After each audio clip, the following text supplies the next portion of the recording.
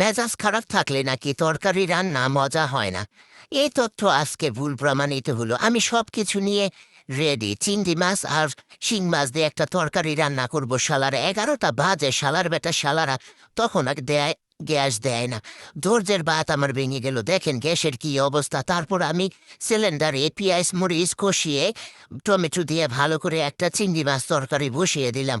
শালার তরকারিটা যা হয়েছে, এর মধ্যে ছোট ছেলেটা আইসা খুবই বিরক্ত করতেছে, মাই মাই করতেছে। তরকারির কালারটা কিন্তু জোশ হয়েছে, তরকারিটা খেতেও কিন্তু ভোর রাত্রে সেই লেগেছে। আপনারা কি কেউ চিংড়ি মাছ আর শিং মাছ দিয়ে একসাথে ভুনা করে খান? দেখেন তো তরকারিটা সেই লোভনীয় হয়েছে।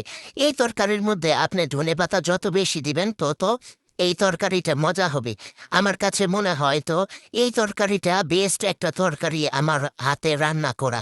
খেতে কিন্তু অসাধারণ লেগেছে, আলহামদুলিল্লাহ। তারপর একটু জিরা ফাঁকি দিয়ে এই তরকারিটা নামিয়ে ফেললাম।